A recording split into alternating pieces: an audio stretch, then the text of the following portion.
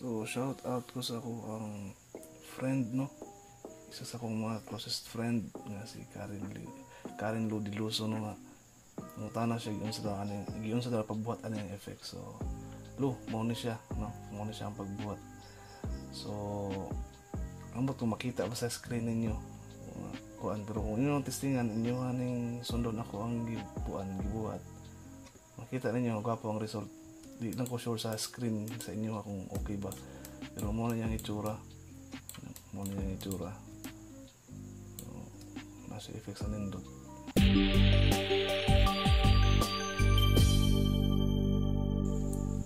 Okay, so balik ta. So tips and tricks, no, so ingani nga effects pagkuha. So muna yung original nga picture atong ani pag effects. So apo tanawon. So saan pag-achieve ani, so muna itong buhaton karon. So naay tulo na ko sa inyo nga duha ka pagi. Una simple lang kayo, no? So ito sa ning i-delete. So muna siya ang picture. So una yung buhaton is para ma-achieve ton yung effects, magkakita og isa ka layer. Then after ana ato ang butangan og color, i-fill na to siya na lang ko na shortcut niyo Shift F5. So kung mga pinduton gawas na siya. So atong i-white kana, no? So after ana ato ang i-right click tapos smart object. Optional ni siya pero para sa kuha kinahanglan kay para ma-edit na to niya ang effects kaman makita ninyo niya ang ato ang tuyo nga dapat nato i-convert sa smart object siya. So naka smart object na siya. Then ato to sa filter gallery na siya sa sketch, no, sa sketch na bilong kining half tone pattern. So muna yung effects ato kinahanglan half tone pattern. So iyang mga properties or parameters, so pwede na ito siya mausab, no? So atong i-try ng 1. Then pattern type, pwede siya dot, pwede siya circle, line. So line lang sa ta. So atong okay. Then after ana nara siya, no? Mara iyang filter nga effects. So atong i-change ni siya into unsa. So atong i-try ang soft light. So muna yung itsura, no? Atong i-try ang subtract, yung itsura. So atong i-zoom. So naraon na siya murag lines, no? Mo siya na-scan nga kuan. Mo siya na-scan effects or scanner effect. So ambot kung kita ba ninyo. So basta kayo muna siya, no? Yung effects, so atong muna yung natural, muna yung na-effects. So muna siya ang purpose ng ato ng smart object ganiya. Kaya kung ato na yung usbo ng ato ang filter, ato siyang i-change, so pwede ra, no? So atong i-change sa atong ito just nara yung effects, no? So yung ana yung itsura, no? Atong i-change sa lain na po da atong i-1 sa atong i-dot. So nara yung itsura. So gwapo siya effects, no?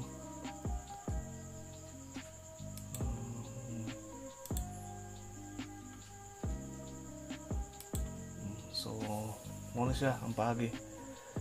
Kining gamay nga icon diri, napo na siya parameter niya, no?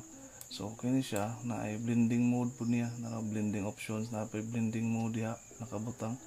So kini nga blending mode mo apply ni siya, or kining opacity mo apply ni siya sa kini nga effects nga atong gamit.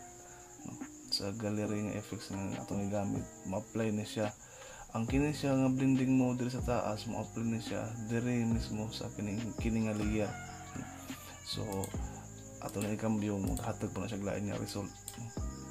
Lain nga result po na yang mahimo. So na siya opacity po ng sarili.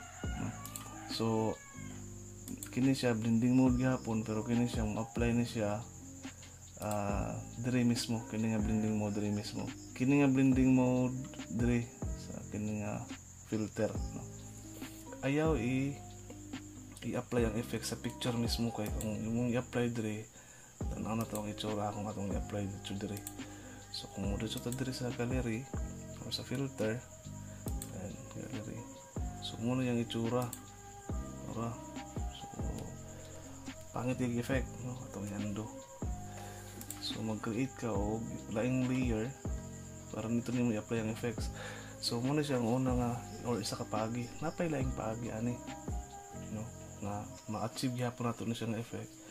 Nya medyo kuanto siya, medyo kini mangud siya nga effect is limited lang siya sa tulo, which is mo gid ang pinakagamit Ginoo niya. So diha lang siya nagalimit sa tulo. So na isa ka paagi nga kanang ma-achieve gyapon to siya nga kuan nga effect. So mo na siya ang isa ka paagi pa. So ato sa ning i-delete pag ita maglibog.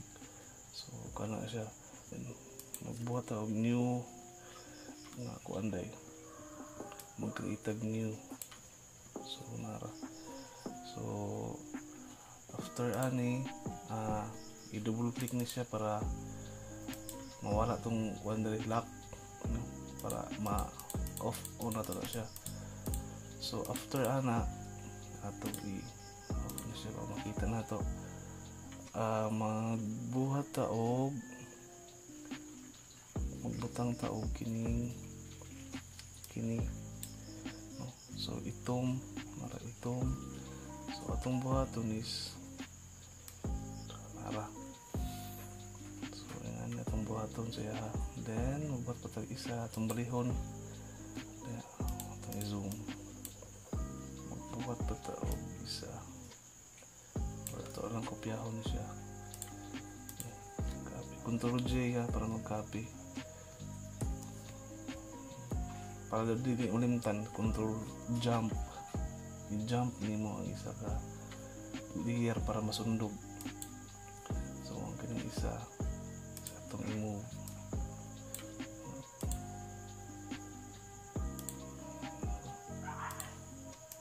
So itong ibutang siya diha, then natin i-change ang color into white. After ani atong i-crop, ito na. So muna ni siya, no? So ato rin buhaton nga murag pattern, no, para ma-apply sa picture. So ato do siya i-define as pattern. So kung ato sa edit, tapos ato ta sa pangitaan na to nara define pattern. So ato butangan siya og tahay black and white ang iyang pangalan. So black and white, so tora, no? So nahay mo na siyang pattern. So mobalik ta diri na, and then anhita diri sa kini sa baba. So ato na siyang i-apply ang pattern, ora. So automatic siya, magbutang siya laing layer, mura same gyapon to ganina. So na siya scale, kita nimo siya. Ayan.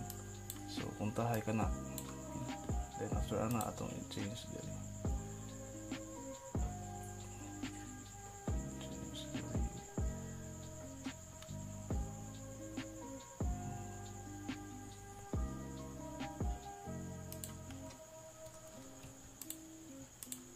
So mo na siyang effect, no? So kaganina mo na siya. So ato i-delete ng isa kana, atong ibilin ang kana lang. So ato na pud na siyang i-define na pud na ato na siya. Define pattern, ato ibutang og black lang. abot diri ato sa nang define na po tag flying pattern. So black lang man to. So naran duha ganiha katong naay white kini black lang. So ito na washbone kung sa itsura. So ato ang i-double click kini, i-double click para pagamyo na to ni ito gamay pwede po padakon. So napay isa atong buhaton is magniyo na pagta itong i-try ang sige ana itong i-try na anyway mas unsa na siya nga sukod kay pattern mo itong ibuhat.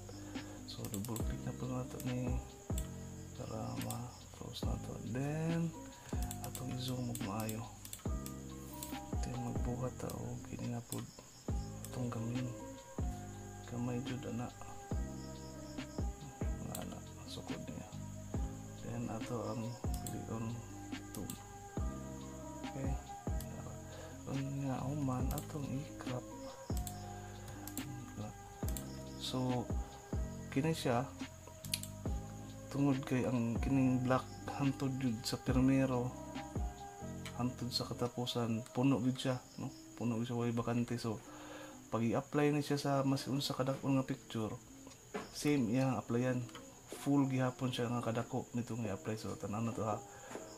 So kini siya ato na siyang i-define as pattern. So ato ibutang kontrahay so ato ibutang ani so na lang pattern 1 kung mo na nga pangalan. So pattern 1, so atong i-apply diri. So ato ring i-off, then pattern. So nara mo ni mga pattern mo nito ni pagka nga pattern. So nara yung effect, no? So mo to nakita pa ninyo pero medyo wapo siya tanaw, no? So pud siya padak-an para makita gid siya naka-screen. So almost the same lang katong ganiha nga yung result, no?